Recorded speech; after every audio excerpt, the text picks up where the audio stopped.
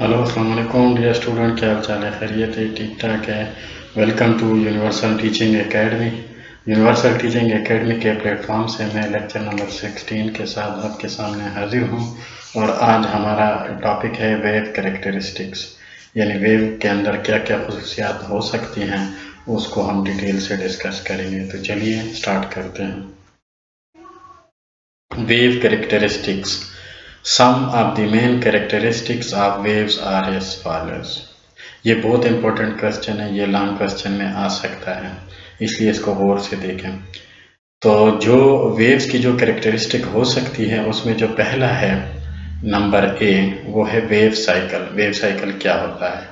As a wave passes through a given point along its path, that point undergoes cyclic motion. The point is displaced first in one direction and then in the other direction. Finally, the point returns to its original equilibrium position, therefore completing one cycle.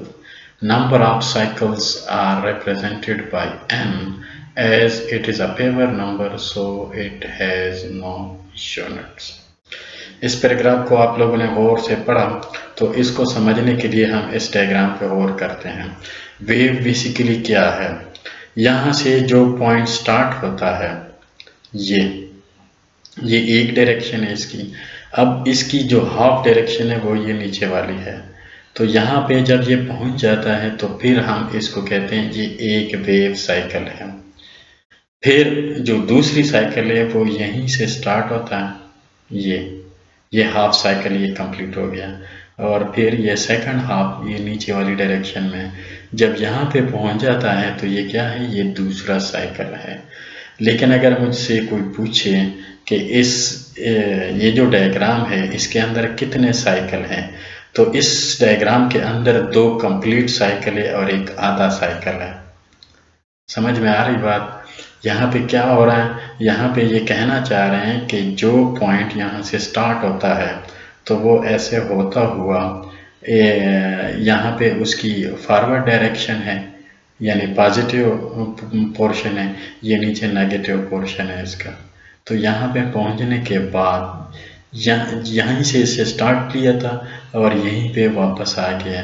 तो ये एक complete cycle है, इसको हम complete cycle कहते हैं, इसको wave cycle कहते हैं। और इसको हम डिनोट करते हैं n से, यानी इसमें कितने साइकिल है? तो यहाँ पे 2.5, इस जो n हमारे पास है इस डायग्राम का वो 2.5 है, यानी 2.5 साइकिल्स यहाँ पर है, यानी 2 कंप्लीट साइकिल है और एक आधा साइकिल है। इसको कहते हैं वेव साइकिल। उसके बाद है frequency.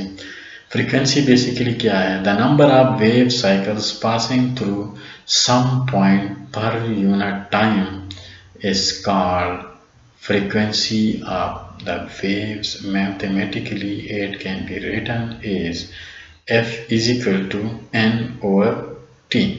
Frequency is measured in hertz. Frequency की जो यूनिट है वो हर्ट्ज है।